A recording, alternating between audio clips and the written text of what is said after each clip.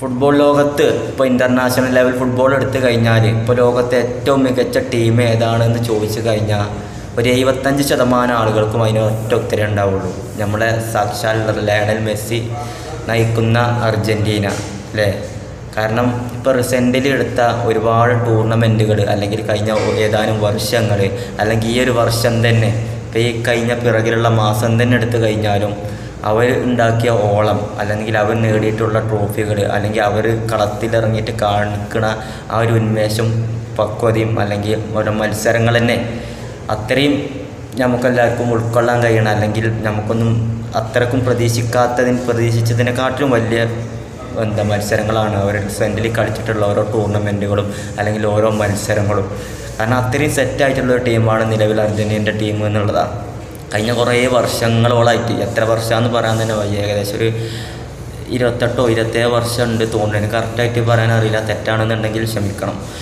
വർഷങ്ങളോളം കപ്പില്ലാതെ, അല്ലാന്നുണ്ടെങ്കിൽ Argentina fans ആണെന്നുണ്ടെങ്കിലും അർജൻറ്റീനയുടെ കളിക്കാരനാണെങ്കിൽ ലയണൽ മെസ്സി ഉൾപ്പെടെയുള്ള താരങ്ങൾ ഒരുപാട് കുറ്റങ്ങളും ട്രോളുകളും പരാതികളും കപ്പില്ല, ക്ലബ്ബ് സെക്ഷനാണ്, അങ്ങനെയുള്ള ഒരുപാട് കാര്യങ്ങൾ പറഞ്ഞെങ്ങാണ്ട് നടന്നപ്പോൾ ഒരുപാട് കളിയാക്കലുകൾക്കും ട്രോളുകൾക്കും കുറ്റപ്പെടുത്തലുകൾക്കും ഒക്കെ ഇരയായപ്പോൾ അതൊക്കെ കേട്ട് സഹിച്ചു നിന്ന് ഈ പറഞ്ഞ അർജൻറ്റീന ഫാൻസും ലയണൽ മെസ്സി ഉൾപ്പെടെയുള്ള അർജൻറ്റീനൻ താരങ്ങളും ഇവർക്കൊക്കെ പകരമായിട്ട് ഇപ്പോൾ ഈ കഴിഞ്ഞ ഏതാനും വർഷങ്ങളായിട്ട് ഇപ്പോൾ ഈ കഴിഞ്ഞ കോപ്പ അമേരിക്കേൻ്റെ മേലത്തെ കോപ്പ അമേരിക്ക ഫൈനലിൽ ബ്രസീലിനെ തോൽപ്പിച്ച അന്ന് മുതൽ അവർ ഓരോ ദിവസവും അവരുടേതായിട്ടുള്ള ദിവസങ്ങളാക്കി മാറ്റി.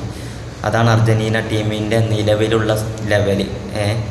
ഓരോ താരങ്ങളും ഓരോ പൊസിഷനിലും അത്രയും ബെറ്ററായിട്ട് പെർഫോം ചെയ്തുകൊണ്ടിരിക്കുകയാണ്. അതിൻ്റെയൊക്കെ റിസൾട്ടാണ് റീസെൻ്റ്ലി നമ്മൾ അർജൻറ്റീനയുടെ ഭാഗത്തു നിന്ന് ലയണൽ മെസ്സി നയിക്കുന്ന അർജൻറ്റീനയുടെ ഭാഗത്തു നിന്ന് കണ്ടുകൊണ്ടിരിക്കുന്നത്. ഇതിൻ്റെയൊക്കെ ഭാഗമായിട്ടാണ് നിലവിൽ അർജൻറ്റീന ഫാൻസ് റൊണാൾഡോ ഫാൻസിനെയും ബ്രസീൽ ഫാൻസിനെയും നെയ്മറിൻ്റെ ഫാൻസിനൊക്കെ നിരന്തരം ട്രോളുന്നത്. കാരണം അവരതൊക്കെ സഹിച്ചു പോകുന്ന ആൾക്കാരാണ്. അപ്പോൾ അവർക്ക് തിരിച്ചും ട്രോളാനുള്ള അവകാശം നല്ലോണം ഉണ്ട്.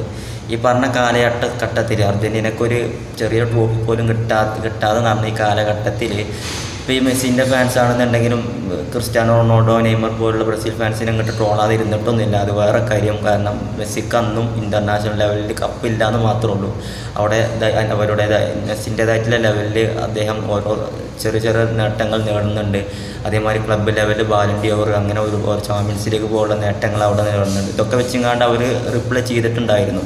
എങ്കിലും രാജ്യത്തിന് വേണ്ടിയിട്ടൊരു കപ്പില്ല എന്നുള്ളത് ഒരു ഒഴിച്ചുകൂടാൻ പറ്റാത്ത അല്ലെങ്കിൽ ഒരു പരിഹാസത്തിന് കാരണമായിട്ടുള്ളൊരു കാരണം തന്നെയായിരുന്നു. അതിന് മറുപടിയായിട്ട് കഴിഞ്ഞ ഏതാനും ടൂർണമെൻറ്റുകളിൽ ഒന്നൊന്നര ഇറങ്ങി മറുപടി കൊടുത്താലും പോരാ, ഇതിനും വലിയ മറുപടി ഇനി ഒരു ആർക്കും കൊടുക്കാനില്ല. മറുപടി കൊടുത്ത് മടുത്തു എന്ന് വേണമെങ്കിൽ പറയാം. ആ ലെവലിലാണ് ഇപ്പോൾ അർജൻറ്റീന ഫാൻസും അർജൻറ്റീന ടീമും ഉള്ളത്. മെസ്സി ഉൾപ്പെടെയുള്ള ഒരുപാട് താരങ്ങൾ കുറച്ച് മുന്നേ വിരമിക്കൽ പ്രഖ്യാപിച്ച് ഞാൻ വിരമിക്കുകയാണെന്നൊക്കെ പറഞ്ഞിട്ട്, കാരണം എല്ലാ ടൂർണമെൻറ്റുകളും ഫ്ലോപ്പാവുക അല്ലെങ്കിൽ ഫൈനലിൽ തോൽക്കുക, സെമിയിൽ തോൽക്കുക. പ്രത്യേകിച്ച് കോപ്പ അമേരിക്കയിലൊക്കെ ഫൈനലിലൊക്കെ തോൽക്കുമ്പോൾ ചിലപ്പോൾ പെനാൽറ്റിയിലൊക്കെ 1-2 വട്ടമൊക്കെ തോറ്റിട്ടുണ്ട് തോന്നുന്നു, ചിലിനോട്ടൊക്കെ. ഇങ്ങനെ നിരന്തരമായിട്ട് തോൽക്കുമ്പോൾ ഏതൊരു പ്ലേയേഴ്സിനും അല്ലെങ്കിൽ ഏതൊരു ഫാൻസിനാണെന്നുണ്ടെങ്കിലും മനം ചാവും, അത്രേ ഉള്ളൂ. അങ്ങോട്ട് ആ ഒരു ലെവലിലൊക്കെ കുറച്ച് മുന്നേ ഏതോ 2014 വേൾഡ് കപ്പിലാണ് തോന്നുന്നുണ്ട് മെസ്സി ഉൾപ്പെടെ മസ്കരാന ഉൾപ്പെടെയുള്ള ഒരുപാട് അഗ്ഗാർ ഉൾപ്പെടെയുള്ള ഒരുപാട് താരങ്ങൾ വിരമിക്കൽ പ്രഖ്യാപിച്ചത്. പിന്നെയും തിരിച്ചു വന്നതാണ് മെസ്സിയൊക്കെ. ആ വിരമിക്കൽ പ്രഖ്യാപനം പിൻവലിച്ച് തിരിച്ചു ഇല്ലായിരുന്നെങ്കിൽ ഇപ്പോൾ മെസ്സി ഉൾപ്പെടെയുള്ള താരങ്ങളുടെ അവസ്ഥ എന്താ ചിന്തിച്ചോക്കാണ്. ഇത്രയും മോശമായ രീതിയിൽ ക്രൂരമായിട്ട് മെസ്സിയൊക്കെ കടന്നാക്രമിച്ചിട്ടുണ്ട്, മറ്റുള്ള ഫാൻസ് ആണെങ്കിലും മറ്റുള്ള പ്ലേയേഴ്സ് ആണെങ്കിലും ഒക്കെ. അപ്പോൾ ഏതായാലും കഴിഞ്ഞ കോപ്പ അമേരിക്ക ബ്രസീലിനെ തോൽപ്പിച്ചിട്ട് അർജൻറ്റീനയുടെ ഏറ്റവും എതിരാളികളായ ബ്രസീലിനെ തോൽപ്പിച്ചിട്ട് ഒരു കോപ്പ അമേരിക്ക നേടി.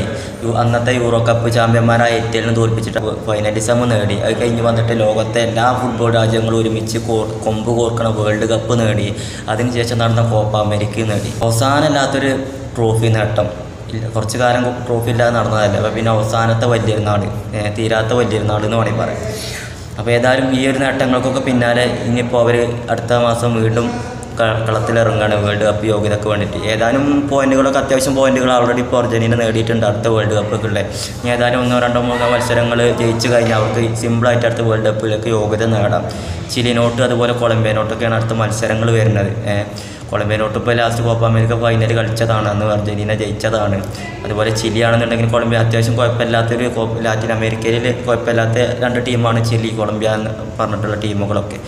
ഏതായാലും നല്ല 2 മത്സരങ്ങൾ വരുന്നുണ്ട്. അർജൻറ്റീനയെ സംബന്ധിച്ചിടത്തോളം ഇതൊന്നൊരു വിഷയമല്ല കേസല്ല. അപ്പോൾ ചിലി കൊളംബിയൊക്കെ അർജൻറ്റീനയ്ക്ക് ഒരു നിസ്സാരമായിട്ട് കാണേണ്ട ടീമാണ്. കാരണം ഓരോ പൊസിഷനിലും എക്സ്പീരിയൻസ്ഡ് ആയിട്ടുള്ള താരങ്ങൾ, അല്ലെങ്കിൽ എന്തും ചെയ്യാൻ വേണ്ടിയിട്ട്, ടീമിന് വേണ്ടിയിട്ട് എന്തും ചെയ്യാൻ വേണ്ടിയിട്ട്, അല്ലാന്നുണ്ടെങ്കിൽ മെസ്സിക്ക് വേണ്ടിയിട്ട് എന്തും ചെയ്യാൻ കലിപ്പുള്ള താരങ്ങളാണ് ടീമിലുള്ളത്.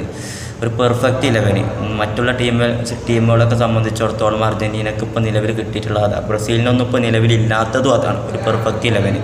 പ്ലെയേഴ്സ് ഉണ്ട്, പക്ഷേ ഒരു പെർഫെക്റ്റ് 11 കണ്ടെത്താൻ ബ്രസീലിന് ഇതുവരെ കഴിഞ്ഞിട്ടില്ല. അതിൻ്റെ ഒരു കിതപ്പാണ് ബ്രസീലിൻ്റെ ടീമിൻ്റെ നിലവിലുള്ള പ്രതിസന്ധിക്ക് കാരണം. അതിൻ്റെ പുറത്ത് നെയ്മറും പുറത്താണ്. നെയ്മറൊക്കെ വന്നുകൊണ്ട് ഒരു മികച്ച 11 സെറ്റാക്കിയിട്ട് വേണം, അതൊക്കെ ഒന്ന് പടുത്തുയർത്തിയിട്ട് വേണം ആ ടീമൊക്കെ ഇനി. അപ്പോൾ ഏതായാലും ബ്രസീലിനും മത്സരങ്ങൾ വരുന്നുണ്ട്. അടുത്ത മാസം വേൾഡ് കപ്പ് യോഗ്യത ഇൻ്റർനാഷണൽ ബ്രേക്കൊക്കെ വരികയാണ്. അപ്പോൾ ഏതായാലും അർജൻറ്റീനയുടെ കാര്യം എടുക്കുകയാണെന്നുണ്ടെങ്കിൽ നല്ല 2 മത്സരങ്ങൾ അടുത്ത മാസം നമുക്ക് പ്രതീക്ഷിക്കാം. കാരണം ഒരുപാട് യുവതാരങ്ങളും ടീമിലേക്ക് ഉൾപ്പെടാൻ ചാൻസ് ഉണ്ട് എന്നൊക്കെ വാർത്തകൾ വരുന്നുണ്ട്. ടീമിനെ ഏതാനും ദിവസങ്ങൾക്കകം പ്രഖ്യാപിക്കും. നമ്മളെ അർജൻറ്റീനയുടെ കോച്ച് സ്കലോണിയാണ് അർജൻറ്റീനയുടെ വജ്രായുധം. അദ്ദേഹം വന്നത് മുതലാണ് ടീമിൽ മാറ്റങ്ങൾ കണ്ടു തുടങ്ങിയതിൽ. തണ്ടോലെത്തിക്കഴിഞ്ഞാൽ മാറ്റങ്ങൾ വരും. അതിൻ്റെ ഒരു തെളിവാണത്. മെസ്സിനെ പോലുള്ള ഒരു ലെജൻഡിന് ഒരു ഇൻ്റർനാഷണൽ ട്രോഫി ഇല്ലാതെ വിരമിക്കേണ്ടി വരുന്നൊരവസ്ഥയൊക്കെ ഒന്ന് ആലോചിച്ച് നോക്കുകയാണ്. ഇപ്പം അദ്ദേഹം ഒന്ന് വിരമിച്ചിട്ടുണ്ടെന്നുണ്ടെങ്കിൽ, അല്ലെങ്കിൽ ഒരു കപ്പ് കിട്ടാതെ അദ്ദേഹം വിരമിച്ചിട്ടുണ്ടെന്നുണ്ടെങ്കിൽ അദ്ദേഹത്തിൻ്റെ ഒരു ഇത്രയും നേടിയെടുത്തതിനൊക്കെ ഒരു പകരം അല്ലാന്നുണ്ടെങ്കിൽ നമുക്കൊന്ന് ഉൾക്കൊള്ളാൻ കഴിയൂല. മെസ്സിക്ക് ഒരു കപ്പില്ലാതെ വിരമിക്കേണ്ടി വന്നു ഇത്രയും വലിയൊരു ലെജൻഡിന്. അപ്പോൾ ഏതായാലും ക്രിസ്ത്യാനോ റൊണാൾഡോക്ക് ഇൻ്റർനാഷണൽ ട്രോഫി ഉണ്ട്, നെയ്മറിനുണ്ട്, മെസ്സിക്ക് ഇല്ല എന്ന് പറയുമ്പോൾ അത് ഏതൊരു ഫുട്ബോൾ ഫാൻസിനാണെന്നുണ്ടെങ്കിലും അതിൻ്റേതായിട്ടുള്ളൊരു കുറവ് കാഴ്ചപ്പാട് തന്നെയാണ്. ഫുട്ബോൾ ഫാൻസ് പറയുമ്പോൾ പരസ്പരം അങ്ങോട്ട് Ronaldo, Messi, Neymar, Brazil, Argentina ഒക്കെ ആണെന്നുണ്ടെങ്കിൽ, മറ്റുള്ള ഫാൻസ് ആണെന്നുണ്ടെങ്കിൽ പരസ്പരം ട്രോളുകളും കളിയാക്കലൊക്കെ ഉണ്ടാവും. അത് അതിൻ്റേതായിട്ടുള്ളൊരു ഭാഗമാണ്.